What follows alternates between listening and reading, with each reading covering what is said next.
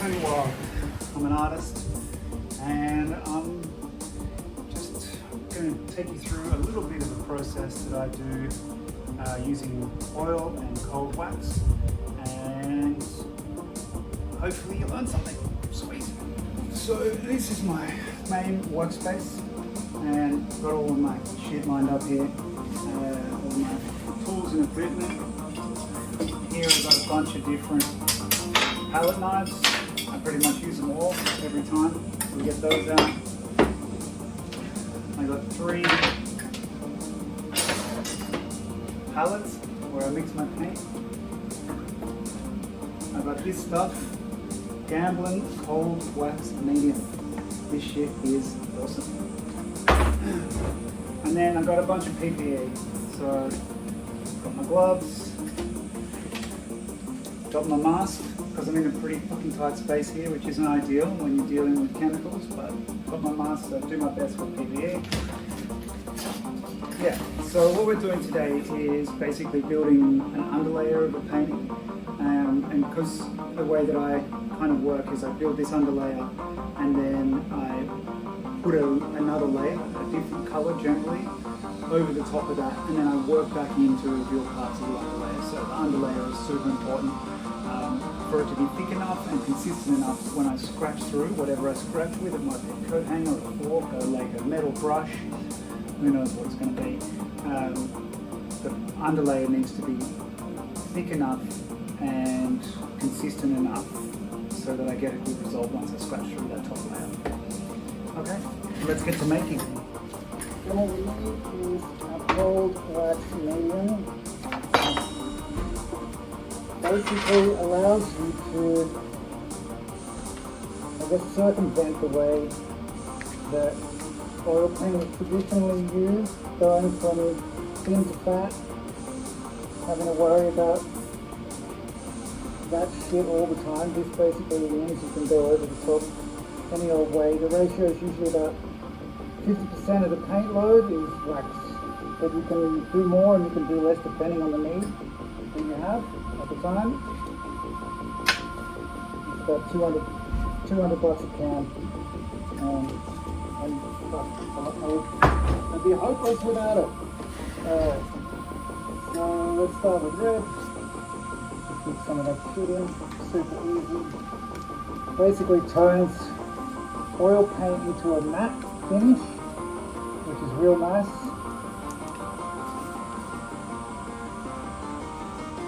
Changes the viscosity of it as well. Makes it much more malleable, much more usable. You get these more, I don't know, like impactful results, I guess you could say. Okay, so we've mixed our paint with cold wax, except for the black. We'll do the black a bit later. And now it's time to apply some to the picture. Basically taking a colour and applying it. So I'm applying it with the flat side of this. So it doesn't necessarily go into all the gaps. In fact, you can see here, I pat it down so that it's on.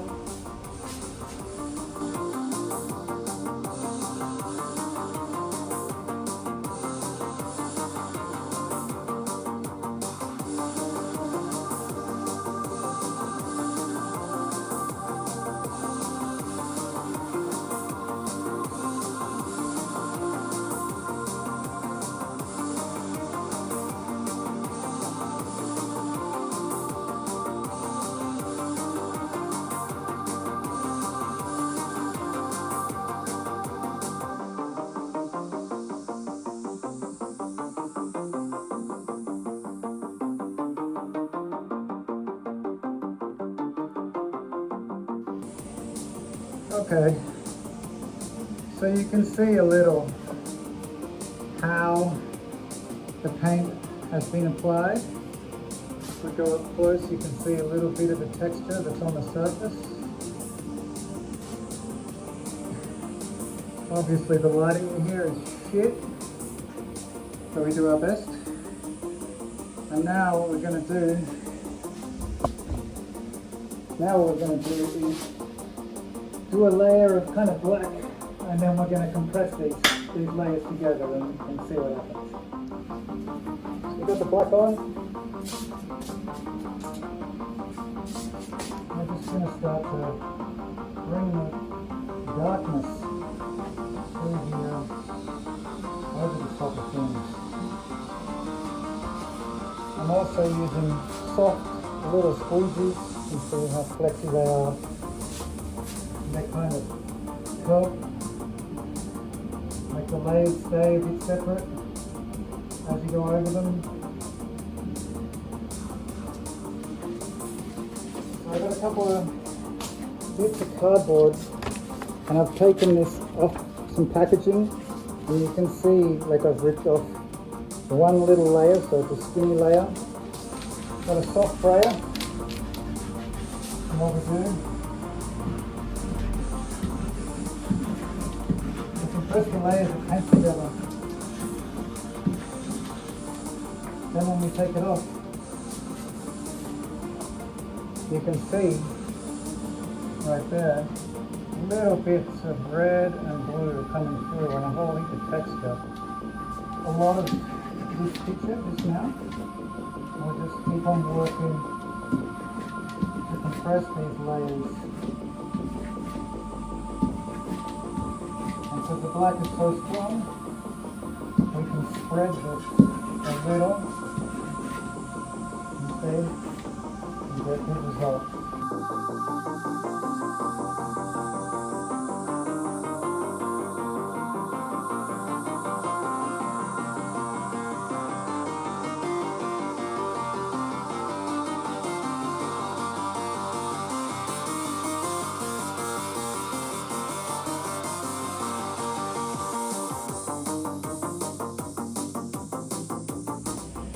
So you can now see that whole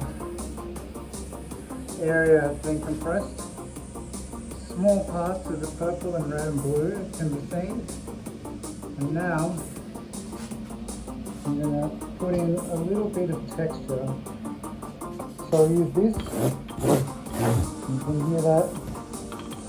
Koala. Give me a free mattress.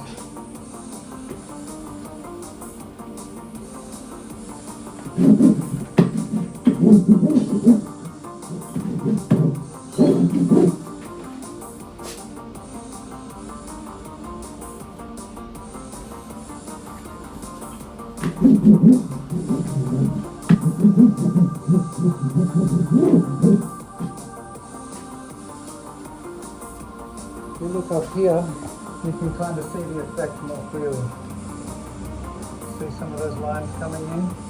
If you look across the texture of the thing, you start to see the texture on the line right coming in. Cool, man. So that's pretty much it for today. Got some cool texture painting in here, and see you next time, and we'll keep building this painting together.